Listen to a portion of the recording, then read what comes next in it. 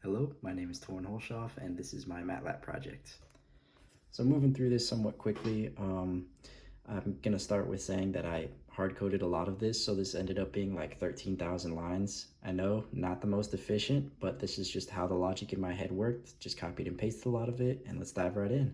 So we're going to start with user inputs. Treasure finder is the name that I gave it. We gave them a rule input and simple while loop to check if they put in the correct or a valid number.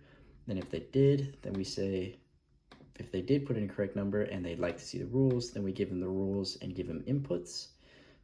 Pretty simple inputs you can see here. Simple logic for if it's not one of the specified numbers. We do that, and then we do the same for if they don't want the rules, all the same except we don't print the rules out. Cool. So that's the beginning. And then we begin plotting. So we initialize the previous zone as 0 since we don't have a previous zone. We haven't moved yet. The first zone is the zone 1. We plot it. We make the boundaries for the zone. That's right here. Make sure we have the correct 6x6 limits. And then for the starting position in zone 1, we know it to be 1, 5. That's the x and y coordinates. I made it a matrix. We plot it, and then we plot it with the marker and the specified user input shape and color. And we plot the rest of the subplots in black to make them present. And then we make the key position. So here I used some logic to, we have key positions in the x and the y. We made it a matrix so that zone 1 is 1, 5, 2 is 3, 5, 3 is 5, 5, etc. And then we made a row and a column so they're random. That way it's in a random zone, and then that zone is stored here. Key x is this key position in the x and the random of the random right there, and then the same with key y, and then we initialize key collected as false or 0. That way we know we haven't collected the key yet. So we're going to start the move count here, and then this is the initial character movement out of zone 1. It was taken from right here. It's simple. I'll explain this one, and that'll basically explain the rest, and they're really long-winded, as you can tell, but they work, and that's just how the logic worked for me. So first off, not really necessary right here since we know the key can't be in zone 1, but it was taken from below. So if zone equals key zone and key collected is 0, so if we're in the key zone and we haven't collected it yet, then we plot the key, say that we found it, tell them to get back to zone 1, and then say that we've collected the key. That way it doesn't plot again. Then we give them the inputs, we subplot the zone, and then according to which zone they're in, there are specific conditions of where they can move. So in zone 1, you can't move north or west. So if they try to, we say they can't, it breaks back out, and it gives them an input again. So then we say they can move east. There's another condition for being able to move west down. So if we say that they can move east, then we plot the character moving east. So this is going to say for this new position, we have starting at the starting position, we go, since it's east, it's an X translation. So we plot the initial starting position, the new position, and then we reinitialize the new position as the starting position. That way it disappears every time it moves. And then we give it that short pause to see the actual character movement. Then after it moves, we declare the previous zone as 1, the new zone is 2 since it's moved east, and then we've added 1 to the move count. And then we bring it into the new zone, and we start that by making the previous zone black. And then this is just a big if statement that essentially is copied and pasted into each of these while loops right here. And it's not necessary, but it made it easier. That way it can check each time, and it's more dynamic because I can just copy and paste it. But it's basically saying, depending on the previous zone and the new zone that you're coming into, you're going to have an initial starting position, or an initial position. So in zone 5, you can come from 4 different directions. So the initial position is going to be different depending on which direction that you come. So I basically did that for each of the zones here, and it checks that. So moving down, and then the starting position of each zone is given by the prompt. So essentially we know that zone 1 is 1, 5, zone 2 is 3, 5, zone 3 is 3, 5, 5, like we said before.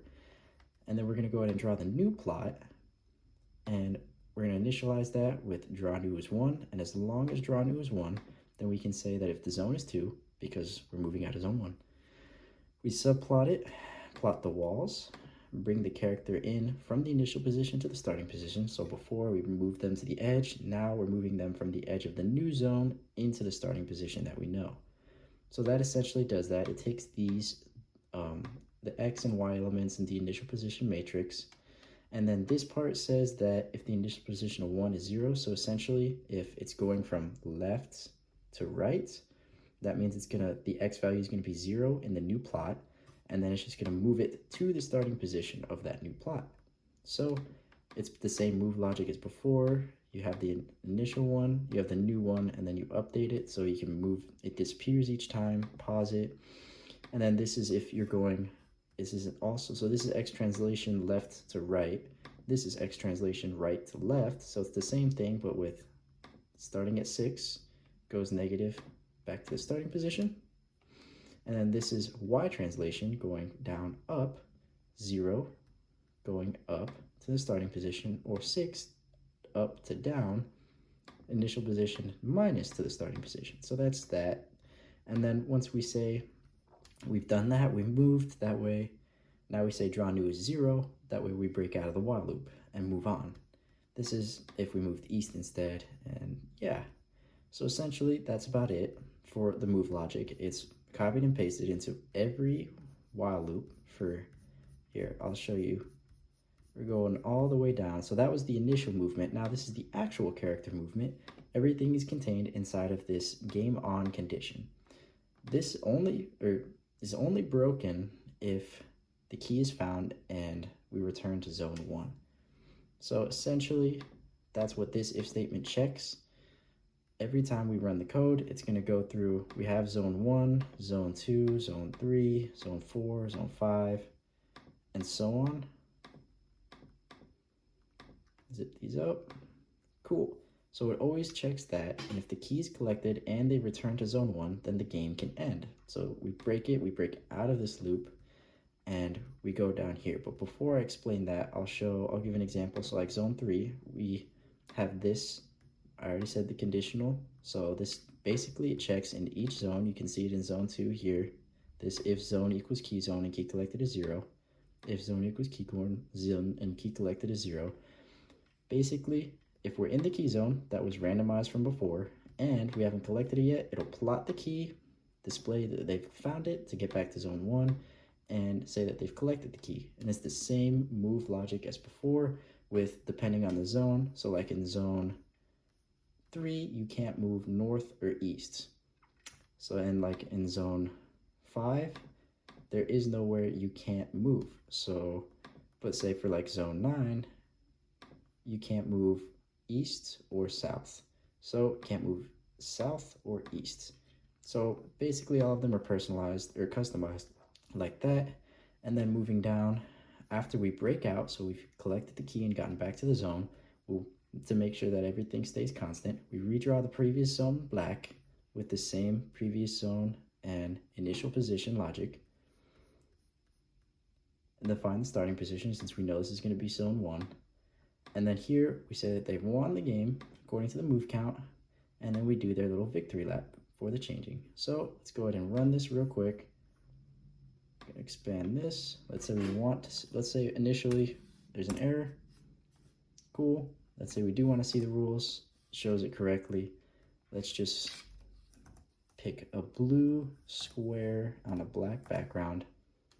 And then let's just say we input a wrong number in order to move.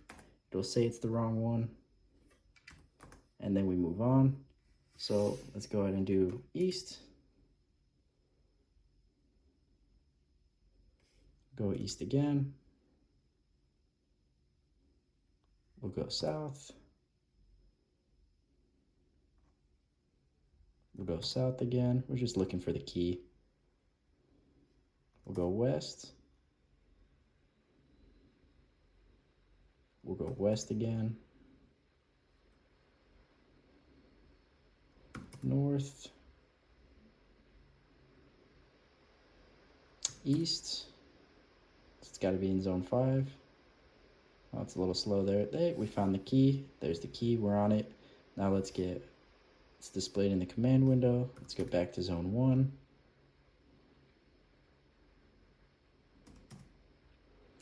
And there we are. So now we do this little victory lap to light everything up.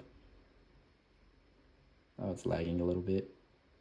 Cool, everything's lit up and it's done. And it says we've won the game after 10 moves. Congratulations. Cool, and that's all my code. Thank you.